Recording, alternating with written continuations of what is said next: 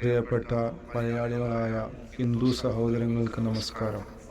നമ്മുടെ ഈ YouTube channel തുടങ്ങാൻ കാരണം ആത്മീയതയിൽ ലക്ഷ്യം കാണാത്തവർക്ക് വേണ്ടിയിട്ട് ലക്ഷ്യം കാണണം എന്നുള്ള ഉദ്ദേശത്തോടു കൂടി ദൈവത്തിൻ്റെ ഭാഗത്തുനിന്ന് അവതരിക്കുന്ന അവതാരങ്ങളുണ്ട്.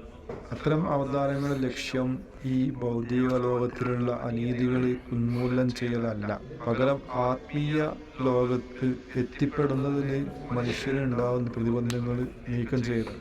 എന്നാൽ അതിൻ്റെ ഭാഗമായിക്കൊണ്ട് ഭൗതികതയിലും ചില മാറ്റങ്ങൾ സംഭവിച്ചേക്കാം. അതിൻ്റെ പരമമായ ലക്ഷ്യം എന്തല്ല, ഭൗതിക ലോകത്തുള്ള നീതി ഉന്മൂലനം ചെയ്യാനല്ല.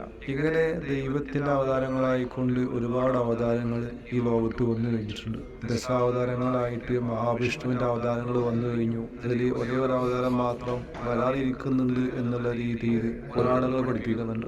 എന്നാൽ അതേ പുരാണങ്ങൾ തന്നെ പറയുന്ന ഒരു സത്യമുണ്ട്. ഈ അവസാനത്തെ അവതാരമായ കൽക്കി അവതാരം വരുന്ന സമയത്ത് ലോകത്തിന്റെ അവസ്ഥ വളരെ മോശമായിരിക്കും. കലിയുഗം എന്നാണ് അറിയപ്പെടുന്നത്. കലി എന്ന് പറഞ്ഞു കഴിഞ്ഞാൽ ഇരുട്ടാണ്, ഇരുണ്ട യുഗം. ഈ ഇരുട്ട് പ്രകൃതിയിലല്ല, പകരം മനുഷ്യന്റെ ഹൃദയത്തിന്റെ ഉള്ളിലാണ്. ഹൃദയം എന്ന് പറഞ്ഞു കഴിഞ്ഞാല് മനുഷ്യന് ദൈവത്തിലേക്ക് പോകുവാനുള്ള കവാടമാണ്. ആദ്യമായി മനുഷ്യന് ദൈവത്തിലേക്ക് കടക്കേണ്ട കവാടമാണ് ഹൃദയം. അത് ഇരുണ്ടതായി തീർന്നൊരു കാലഘട്ടം വരാനുണ്ട്. ആ കാലഘട്ടത്തിൽ ആ ഇരുട്ടകറ്റി ഇരുട്ടിനെ ഹനിച്ചുകൊണ്ട് അതിനെ പ്രകാശമാക്കി മാറ്റുവാനാണ് കൽക്കി അവതരിക്കുന്നത്.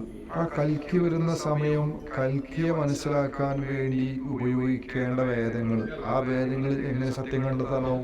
കാരണം ആ കാലഘട്ടത്തിലുള്ള ജനങ്ങൾ ഏറ്റവും മോശക്കാരാണ്. അവരെ പണ്ഡിതരാവട്ടെ അവരെക്കാളും മോശക്കാരാണ്.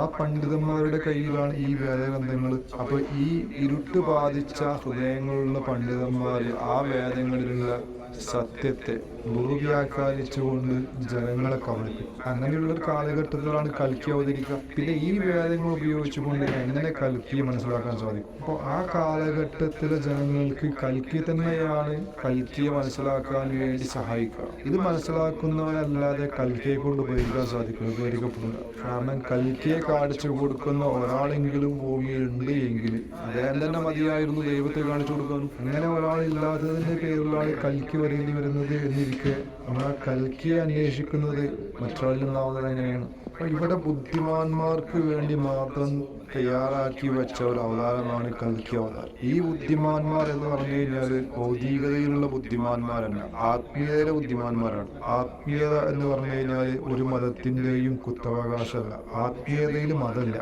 മനുഷ്യനുണ്ട്. ഏതൊരു മനുഷ്യനിലും ആത്മാവുണ്ട് എന്നിരിക്കെ ഏവർക്കും യോജിക്കുന്ന ഒന്നാണ് ആത്മീയത. പക്ഷെ ആത്മാവിനെ സ്ഫുരം ചെയ്യാതെ ദൈവത്തിന്റെ അവതാരങ്ങളായി വന്നവരെ കൊണ്ടല്ലാതെ സാധ്യമല്ല. ഇപ്പൊ കൽക്കി അവതാരത്തെ കുറിച്ചാണ് നമ്മളെ ഈ ചാനലിൽ ചർച്ച ചെയ്യുന്നത്. കൽക്കി അവതാരത്തിന്റെ കാലഘട്ടത്തിൽ കൽക്കി യാത്ര ചെയ്യുന്നത് തന്റെ ദേവദത്ത എന്നറിയപ്പെടുന്ന വെളുത്ത കുതിരപ്പുറത്തായിരിക്കും. മനുഷ്യന്റെ ഉള്ളിലെ കറുപ്പ് അകറ്റിക്കൊണ്ട് വെളുപ്പാക്കി തീർത്ത് ആ വെളുപ്പിന്മേൽ സഞ്ചരിക്കുന്ന അവരുടെ നേതാവാണ് ആര്? കൽക്കിയുടെ ശത്രുക്കളായ ആളുകൾ നേരത്തെ തയ്യാറായിട്ടുണ്ടാവും. ഇപ്രകാരം കൽക്കിയുടെ ആളുകളാണ് എന്നുള്ള ഭാവത്തോടെ കൽക്കിയെ കുറിച്ച് പഠിപ്പിക്കുന്നവരായിരിക്കും കൽക്കിയുടെ ശത്രുക്കൾ. അത് എല്ലാ മതങ്ങളിലും ഉണ്ടാവും. കൽക്കിയുടെ ശത്രുക്കൾ എല്ലാ മതങ്ങളിലും ഉണ്ടാവും. കൽക്കിയുടെ അനുയായികളും എല്ലാ മതങ്ങളിലും ഉണ്ടാവും. അപ്പൊ ഇവിടെ മതം എന്നതല്ല വിഷയം, മനുഷ്യനാണ് വിഷയം. കൽക്കി വരുന്നത് പ്രേമം പഠിപ്പിക്കാനാണ്. ദൈവത്തോടുള്ള പ്രേമം പഠിപ്പിക്കുന്നവരാണ് കൽക്കി. വെറുപ്പ് പഠിപ്പിക്കുന്നവരായിരിക്കും കൽക്കിയുടെ എതിർകക്ഷി അഥവാ കൈ, അഥവാ മുസ്ലിങ്ങൾക്കിടയിൽ ദജ്ജാൽ എന്നറിയപ്പെടുന്നു. അതേപോലെ ക്രിസ്ത്യാനികൾക്കിടയിൽ ആന്റി ക്രിസ്റ്റ് എന്നറിയപ്പെടുന്ന അവസാന കാലത്തിൽ അവതരിക്കുന്ന കൽക്കിയുടെ എതിരാളി. ആ എതിരാളി ഈ ലോകത്ത് ആ സമയത്തുണ്ടാവുന്ന വെറുപ്പിൻ്റെതായ ആത്മാക്കളും ഒരുമിച്ച് കൂട്ടും. കൽക്കി ആവട്ടെ പ്രേമത്തിൻ്റെതായ ഇഷ്ടത്തിൻ്റെതായ ആത്മാക്കളും ഒരുമിച്ച് പോകും. അപ്പൊ പ്രേമാവതാരമാണ് കൽക്കി. ദൈവിക പ്രേമം എന്നുള്ളത് ദൈവത്തെ കണ്ടുകൊണ്ട് മാത്രം ശ്രദ്ധിക്കുന്ന ഒന്നാണ്, അതിനു മുമ്പ് ശ്രദ്ധിക്കുന്ന ഒന്നല്ല. അങ്ങനെ ദൈവത്തെ കണ്ടുകൊണ്ട് ദൈവത്തെ പ്രേമിക്കുന്നവരുടെ സംഘം രൂപീകരിക്കും കൽക്കി. അങ്ങനെ ദൈവത്തിൻ്റെതായ ഒരു മതം സ്ഥാപിക്കപ്പെടും. അതിന്റെ പേരാണ് ദൈവിക മതം, അല്ലെങ്കിൽ ഇഷ്കെ ഇലാഹി, അല്ലെങ്കിൽ ദീനെ ഇലാഹി എന്നൊക്കെ അറിയപ്പെടുന്ന ദൈവിക മതം, പ്രേമത്തിന്റെ മതം. അത് അനുയായികളിൽ ധാരാളം ഹിന്ദുക്കളുണ്ടാവും, ധാരാളം മുസ്ലിങ്ങളുണ്ടാവും, ക്രിസ്ത്യാനികളുണ്ടാവും, യഹൂദന്മാരുണ്ടാവും, സിഖുകാരുണ്ടാവും. എല്ലാ മതങ്ങളിലും പെട്ട നല്ലവരായ ആത്മാക്കളും കൂടെ ഇതിന് മുമ്പിൽ ഒരുമിച്ച് കൂടും. അവരാരും പരസ്പരം മതപരിവർത്തനം നടത്തൂല, അതിന്റെ ആവശ്യമില്ല. കാരണം ഇവിടെ ഒന്നിക്കുന്നത് അവരുടെ ഹൃദയം കൊണ്ടാണ്. കാരണം അവരുടെ ഹൃദയങ്ങളിലെല്ലാം കൽക്കി എന്താക്കി മാറ്റിയിട്ടുണ്ട്, പ്രകാശിപ്പിച്ചിട്ടുണ്ട്. അതുകൊണ്ട് അവരുടെ ഹൃദയങ്ങളെല്ലാം ഒന്നാണ്.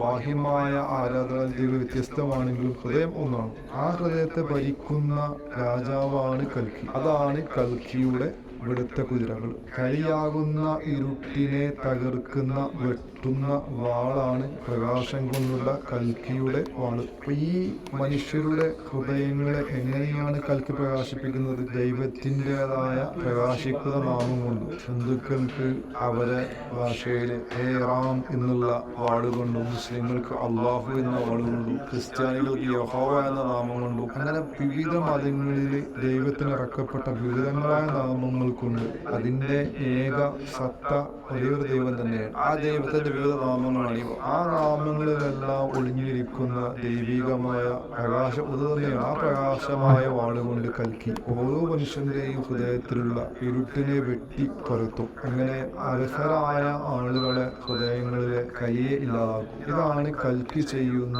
നീതി. ഇവിടെ വന്ന അവതാരങ്ങളെല്ലാം ഈ നീതി പ്രവർത്തനാണ് ഈ ലോകത്തേക്ക് വന്നത്. അത് ഭൗതികമായ നീതി ഇല്ലാതാക്കും. അത് ഇതിന്റെ അവസാനത്തെ ഒരു ഭാഗമാണ്. ആദ്യം ഉള്ളിലുള്ള അനീതിയെ നീതിയാക്കി മാറ്റിയ ശേഷം മാത്രമേ ഒരാൾക്ക് പുറത്തേക്കുള്ള അനീതികൾ ഇല്ലാതാകാൻ സാധിക്കൂ. അതിനുവേണ്ടി തന്റെ അനുയായികളെ തയ്യാറാക്കിയെടുക്കും, അവരെ ഹൃദയങ്ങളെ പ്രകാശിപ്പിച്ചുകൊണ്ട്. ഇതിന് ശേഷമാണ് ഭൗതികമായ നീതി നടക്കുന്നത്. അതിനു വേണ്ടിയാണ് കാലാകാലങ്ങളിൽ അവതാരങ്ങൾ അവതരിക്കുന്നത്. അതിൽ അവസാനത്തെ അവതാരമായിരിക്കും അതിലേറ്റവും ഉന്നതമായ അവതാരം, ഭഗവാന്റെ മഹത്തായ അവതാരം. യഥാ യഥാ ഹി ധർമ്മസ്യ ഗ്ലാനിർഭവതി ഭാരത അഭ്യുദ്ധത ധർമ്മസ്യ തദാത്മാനം സൃജാമൃഹം പരിത്രാണയ സാധുനാം വിനാശായ ച ദുഷ്കൃതാം ധർമ്മ സംസ്ഥാപനാർത്ഥായ സംഭവാമി യുഗേ യുഗേ. എപ്പോഴെല്ലാമാണോ ധർമ്മത്തിന് തളർച്ചയും അധർമ്മത്തിന് ഉയർച്ചയും സംഭവിക്കുന്നത്, സജ്ജനങ്ങളുടെ സംരക്ഷണത്തിനും ദുഷ്ടന്മാരുടെ ഉന്മൂലനത്തിനും ധർമ്മം നിലനിർത്തുന്നതിനോ വേണ്ടി യുഗം യുഗം തോറും ഞാൻ അവതരിക്കുന്നു എന്ന് ശ്രീമദ് ഭഗവത്ഗീതയിൽ പറഞ്ഞത് ഈ വിഷയത്തെക്കുറിച്ചാണ്. മത്സ്യമായും കൂർമ്മമായും വരാഹമായും നരസിംഹമായും വാമനനായിട്ടും പരശുരാമനായിട്ടും ശ്രീരാമനായിട്ടും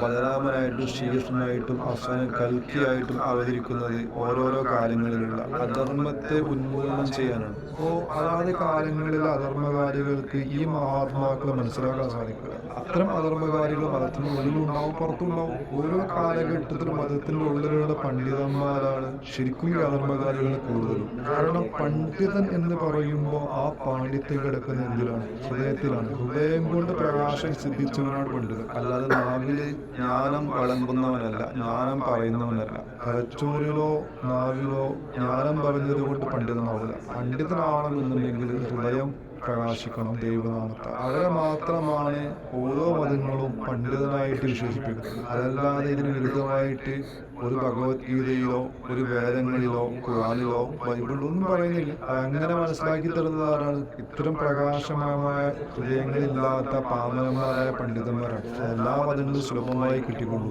അവര് കൽക്കിയല്ലാത്തവരെ കൽക്കിയാക്കും, മഹദി അല്ലാത്തവരെ മഹദിയാക്കും, മസായ അല്ലാത്തവരെ മസായാക്കും. അങ്ങനെ അവരാക്കുന്ന ആ മസായിയും കൽക്കിയും മഹദിയുമെല്ലാം ആരായിരിക്കും? ഈ പറയുന്ന കലി അഥവാ ദജ്ജാൽ അഥവാ ആന്റി ക്രൈസ്റ്റ്. അതിന് പിന്നിൽ അണിനിരക്കുന്ന ഒരുപാട് ദുഷ്ടാത്മാക്കള് എല്ലാ മതങ്ങളിലും ഉണ്ടാവും. ഒരുപാട് എന്ന് പറഞ്ഞാൽ ബഹുഭൂരിഭാഗം അത്തരക്കാരായിരിക്കും.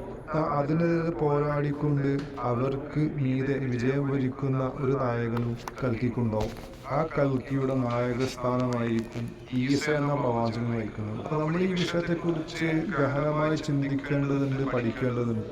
ആമരമായ പണ്ഡിതന്മാർ കൈകാര്യം ചെയ്യുന്ന വേദങ്ങളിൽ നമ്മൾ ഈ വിഷയത്തെ നമ്മൾ കൈകാര്യം ചെയ്ത് കഴിഞ്ഞാൽ വീണ്ടും അവതരിപ്പിലേക്ക് ചാടിപ്പോകും. ഓരോ കാലഘട്ടത്തിലും അവതരിക്കുന്ന ദൈവത്തോട് ബന്ധമുള്ള അവതാരങ്ങളായ മഹാത്മാക്കളിൽ നിന്നെല്ലാം സത്യം ഗ്രഹിക്കാൻ സാധിക്കില്ല. കിതാബിനോട് അല്ലെങ്കിൽ പുസ്തകത്തിനോട് വേദങ്ങളോട് ബന്ധപ്പെടുന്നവർ പ്രകാശിച്ച കൽപ്പുള്ളവരായിരിക്കണം. അല്ല എങ്കിൽ പുസ്തകത്തിന്റെ വചനം അകപ്പെട്ടു പോകും.